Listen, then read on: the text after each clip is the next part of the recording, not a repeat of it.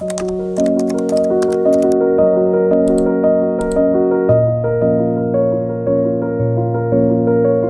guys, welcome back to my channel and welcome to part 2 of my parting series.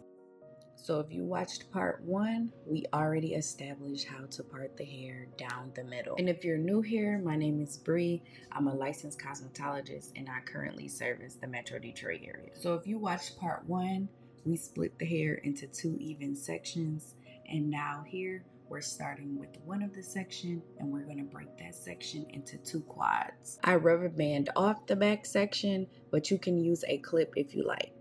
So from this standpoint, we're going to start parting half of the head. So in her case, she's going to end up with 6 braids. So this half of the head, we're going to part for 3 sections. So with the front separated from the back, I'm going to start separating this front section into 3 sections. And now when you initially do this, they do not have to be equal. We're just trying to create some distance so we can measure each section and then make them equal.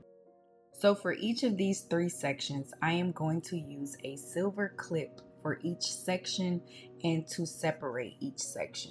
So now I'm checking them out. I'm checking the size of each section and seeing if I need to take some hair from a section or add hair. And in this case, the middle section is wider than the first section. So I'm going to take some hair from that middle section and add it to the top section, as you see now.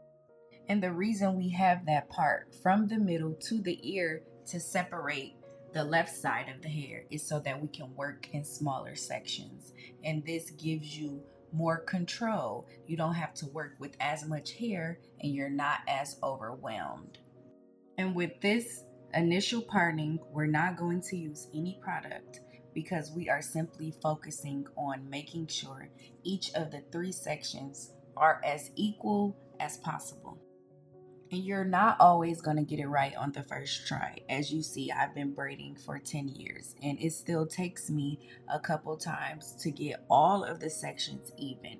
Everybody's hair is different and you just want to take your time with the process. So now that I think the sections are equal, I'm going to start connecting the back section with the front section, creating a full section where a stitch braid would go. Now you guys can kind of see why it's easier to separate this entire section in half, work on the front first, and then in the back, you're simply just connecting the part going downward, and you can see the sections a little more clearly this way. And for those who struggle with making all of their braid sections equal, this is a really good parting method for you to practice and implement when you decide to do stitch braids. So as I stated earlier, with this initial parting, we're not going to use any product because we are simply focusing on making sure all of our sections are equal. And then once we feel like they're all equal, that's when we add product along the part to lock the part in. Now, parting the hair in sections and breaking it up in sections does sound like more work and may add a little bit more time in. However, I like to look at this as working smarter, not harder, because now you know for sure all of your sections are even. So when it's time to braid, all you have to do is clean up the part and begin braiding.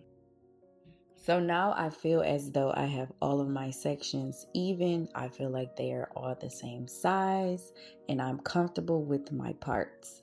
So now I'm going to go ahead off camera and I am going to add some cornrows to these parts so you guys can see them a little better.